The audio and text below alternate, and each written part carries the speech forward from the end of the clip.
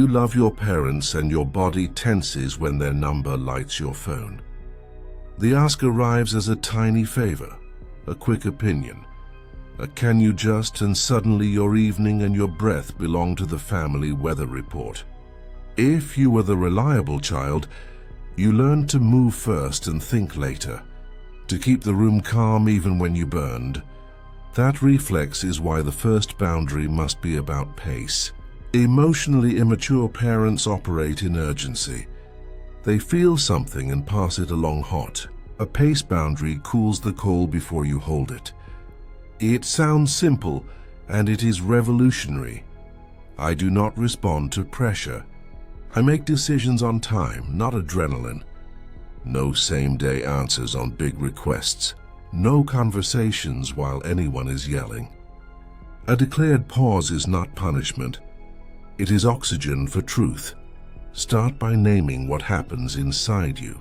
Your throat tightens, words rush to explain, hands reach for solutions you cannot afford.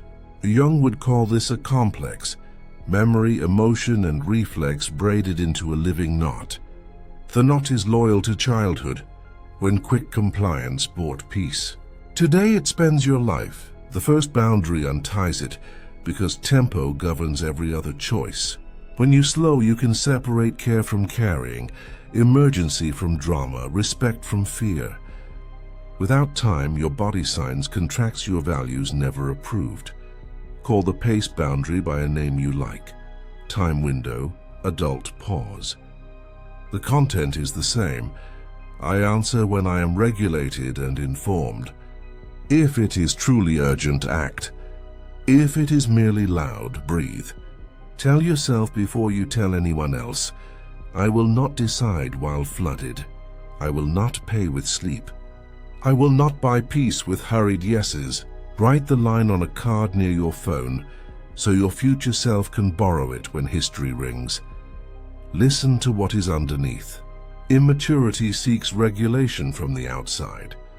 It confuses volume with importance and proximity with entitlement. When you slow the tempo, you are not punishing. You are refusing to rent your nervous system as a tool. Individuation is the move from the old role to the present self.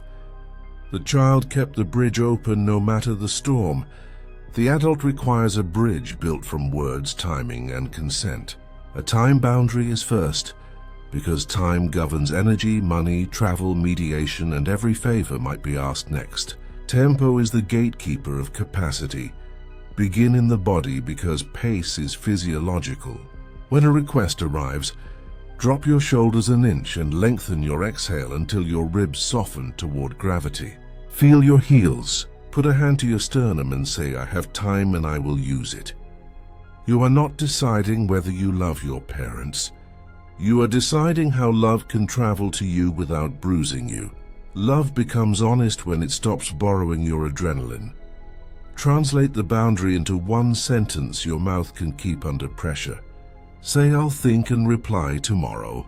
Say, I'm not discussing this while we're heated. Let's talk at 8. Say, send the details by text and I'll review this weekend. Speak once without heat. Long explanations are auditions. Silence after clarity is oxygen for truth. If silence feels unnatural, set a timer for 2 minutes and let it pass like weather. The old reflex will want to fill the air. The new standard lets reality arrive. Expect the system to protest. Urgency will inflate. Guilt will arrive in costume. History will be waved a flag. Treat each surge as data, not destiny. You are not denying care. You are declining haste. The first boundary is tempo because immaturity is time-blind. Your calm reintroduces a clock and a calendar, the guardians of dignity. From there, every other boundary has a chance to hold. Emotionally immature parents are not villains. They are adults whose feelings outrun their skills. They seek regulation from the nearest steady person, and that person was you. Your steadiness became supply. When they felt lonely, you provided company. When they felt overwhelmed, you provided logistics. When they felt criticized, you provided apology. Jung would say the family persona rewarded you for being weatherproof, while the shadow hid your anger and limits.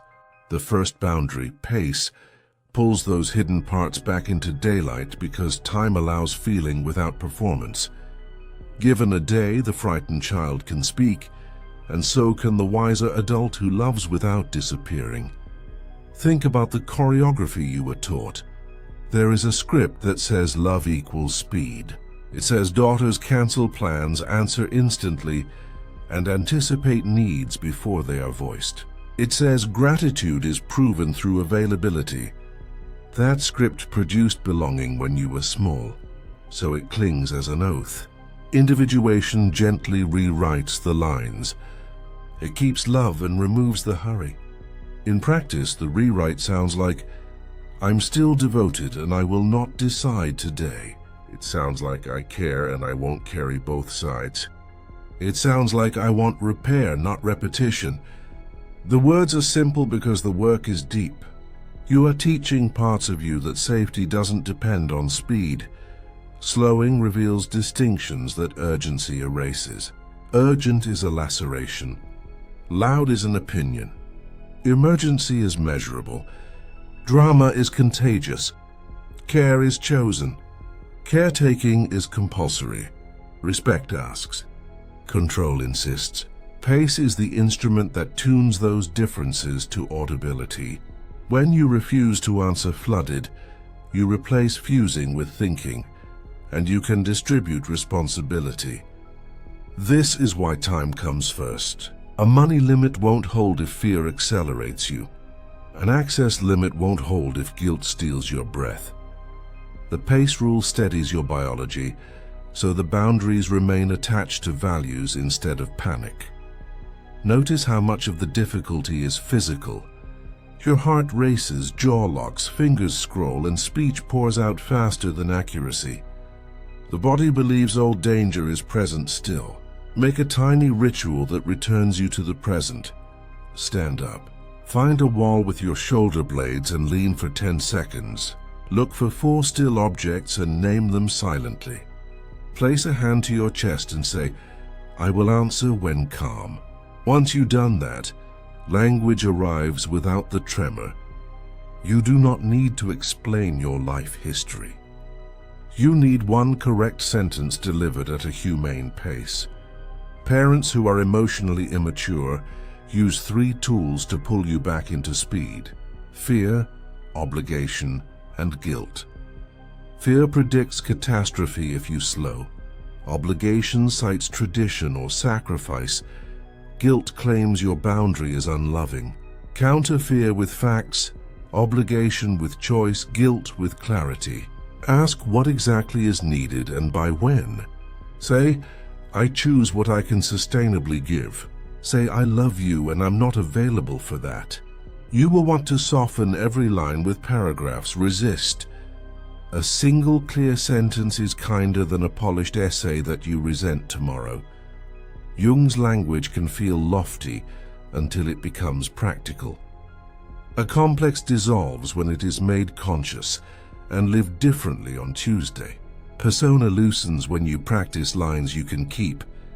Shadow integrates when you let anger inform edges without directing your tone. Individuation isn't mystical. It is a calendar entry that says, I answer tomorrow at noon, and then a life that honors it. When your mother texts the family thread to triangulate, your pace boundary keeps you out of the side door. I'm available to talk directly. When your father announces a problem at 10 p.m., pace keeps your sleep intact. I'll look in the morning. This is not distance. This is adulthood. Love becomes trustworthy when it survives time. Now convert the pace boundary into daily structure so it survives pressure. Think in 5 quiet moves you can use on any request. Stop, test, inform, limit, live. Stop interrupts the reflex. Your phone can ring without owning your pulse. Let the sound finish before your hand moves, proving to your body that a signal isn't a summons. Set it down, stand up, and exhale longer than you inhale. Test asks 3 questions. Is it urgent or just loud, mine or not mine, possible without resentment or not? If any answer is unclear, you do not decide. Inform is 1 sentence delivered once. Limit defines time, money, or access. Live means you continue your day while the offer stands, because adults respond and then return to life. Imagine a late-night call about a non-emergency. You pick up and hear, "I need you to talk to your brother now." In the old choreography, you would open a group chat and spend an hour smoothing adult feelings. In the new one, you breathe and slow the tempo. You say, "I won't decide tonight. I'll text you tomorrow by noon." If the push continues, you repeat the sentence once and end the call. You are not withholding love. You are protecting the conditions where love can be honest. Money requests need daylight. Emotionally immature parents often merge love and funding, which turns generosity into leverage. Your pace boundary separates them by adding time and design. You say, "Email the amount and plan. I'll review this weekend." Then you add the limit. "My cap this quarter is X and I won't exceed it." Clarity does not insult anyone. It keeps the relationship inside reality. If the plan is vague, the answer is no for now. If gratitude is contingent on erasing your limit, you are not being invited into love. You are being recruited into debt. Access requests are subtler. Perhaps you are asked to mediate siblings or manage logistics because you're the only one who can. Pace gives you a clean refusal without drama. You say, "Please speak with him directly. I won't carry messages." If triangulation escalates through group texts, you step out for an hour and return later with the same standard. No performance, no counter-accusations, only rhythm. The message is adult. Proximity requires words, not committees. Real emergencies deserve speed. If the situation is dangerous, act and regroup later. The pace boundary is not rigidity. It is discernment. Discernment is how you protect your energy for moments that need it. Everything else receives measured attention within capacity. This is where the practice of repair before reunion matters. When there has been disrespect, silent treatment, or shouting, reconnection isn't automatic.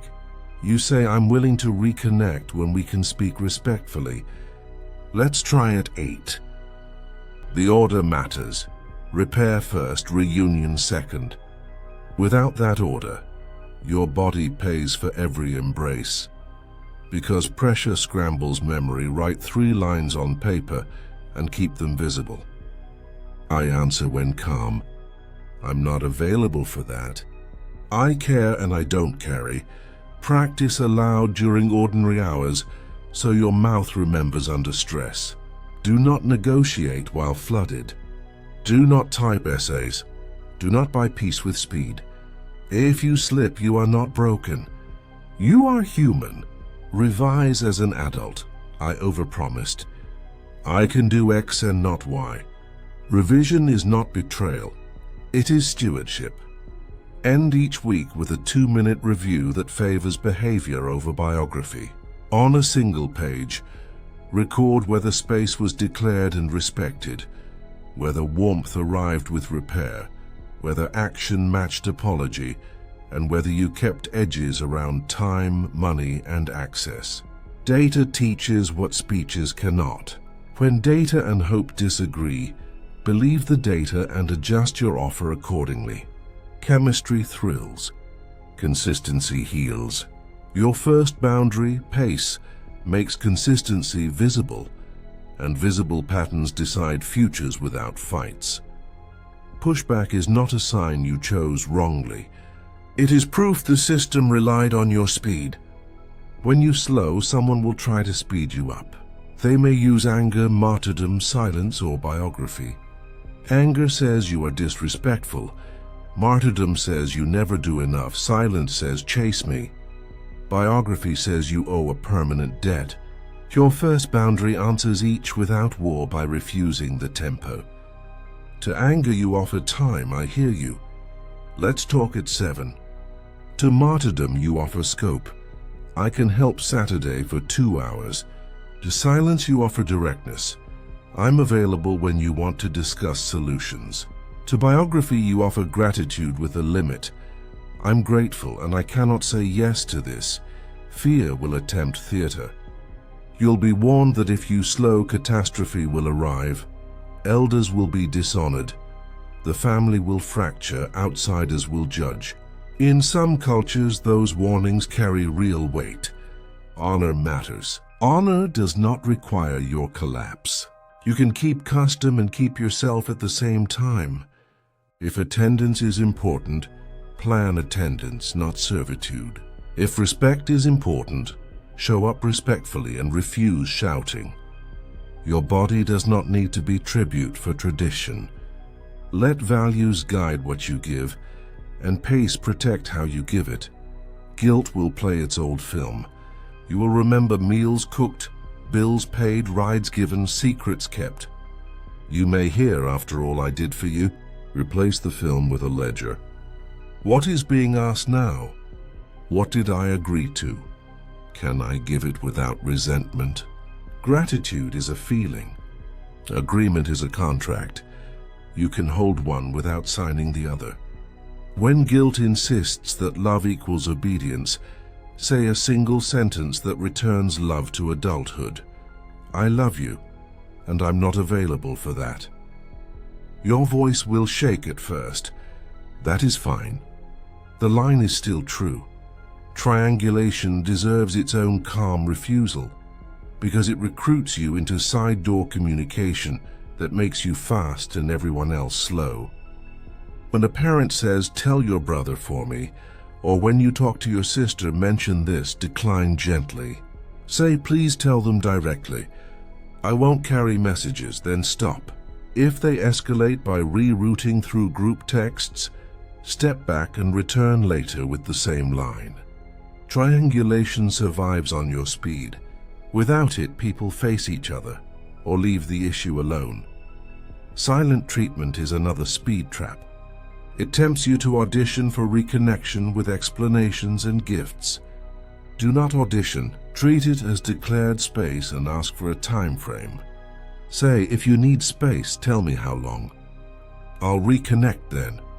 If the silence is punitive rather than restorative, you are allowed to end the cycle. I'm available for repair when we can speak respectfully. A relationship that requires your panic to restart is not a relationship. It is a lever. Jung's images help when words lose traction. In dreams, you may see locked doors, collapsed bridges, or flooded rooms. The door is the boundary you are claiming. The bridge is the connection you can no longer build alone. The flood is emotion without edges. Let those images become reminders in daylight. A door needs a handle and a hinge, time and consent. A bridge needs 2 builders, mutual effort. A river needs banks, limits that keep feeling from drowning everyone nearby. Grief will visit when you stop over-functioning. You are not just refusing tasks, you are letting a fantasy die. The fantasy that if you sprint hard enough, the family becomes gentle and grateful. Mourn that loss without abandoning your standard. Write a 1-sentence benediction at the end of rough days. I choose respect over relief. Respect is the long road. Relief is the short fix. Your first boundary keeps you on the road where trust can grow. Make the boundary livable by giving it a month, not a confrontation, an apprenticeship to your own pace. Think of 30 days as therapy for a nervous system that equated love with speed. Small daily movements rewire faster than heroic vows. You won't be perfect. You will be consistent. Consistency is what families learn from. Begin with mornings. Before checking messages, Put a hand on your chest and breathe out longer than you breathe in 3 times. Say, I answer when calm. Say, I decide on time, not pressure. Open your day and treat every ping as a request, not a command. A signal is not a summons. Repeat it for a week, and your pulse stops sprinting to the door. Next, choose one low-stakes place to practice. Decline a group chat debate, delay a non-urgent decision, or ask for details by text. Do it once per day and log the attempt. You are training reflex into rhythm. When you stumble, record the recovery, not the failure. Say, I overpromised. I can do X, not Y. Adults revise, children perform. Your revision teaches everyone that you are reliable because you are real. Halfway through the month, install edges around one category only: time, money, or access. Speak the edge aloud to yourself every morning. Time might become I don't decide same day. Money might become I give within a quarterly cap. Access might become I don't mediate sibling conflict. Announce nothing. Simply live it. If asked, name it once without apology. Edges work best when your body believes them, so rehearsal matters more than announcement. Add a rhythm for repair. When disrespect appears, yelling, name-calling, silent treatment, do not sprint to restart. Say, I want repair. Let's try at 8. Then return at 8 and measure behavior, not promises. If repair happens, resume normal contact. If it does not, hold the pace. This is where the month changes the air. People who value connection will feel relieved by the clarity. People who value control will push and reveal themselves when you stay steady. Either way, reality replaces guessing, and your nervous system stops paying for hope. Throughout the month, keep a tiny ledger with 4 lines. Was space declared and respected? Did warmth arrive with repair? Did action match apology? Did I keep my edges? Write only yes, no, or partial. Do not write essays. Data will do the talking. On the 30th day, read the pattern like weather. If storms are fewer and shorter, your pace boundary is already teaching the system. If storms are bigger but clearer, your boundary is revealing truth you can plan for. Both outcomes are progress, because you are living in reality. End with a rite that closes the apprenticeship and begins the practice. Stand by a door in your home with your hand on the handle. Say softly, a door needs a hinge and a handle. My boundaries are both. Say, I keep my breath, my plans, and my standards. Say, I care and I don't carry. Then open the door, step through, and close it gently. Your body will remember this more than any speech.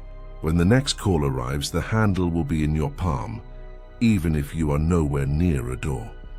The first boundary you set with emotionally immature parents is pace, because pace protects everything else. It turns love from a sprint into a walk, from a performance into a relationship. It gives your parents a fair way to reach you and gives you a fair way to remain yourself. Jung wrote that we do not become enlightened by imagining figures of light, but by making the darkness conscious. Tonight you made one darkness conscious, the reflex that traded your life for immediate peace. Keep your time, keep your breath. Keep your calm, know. Love will grow in the room you protect.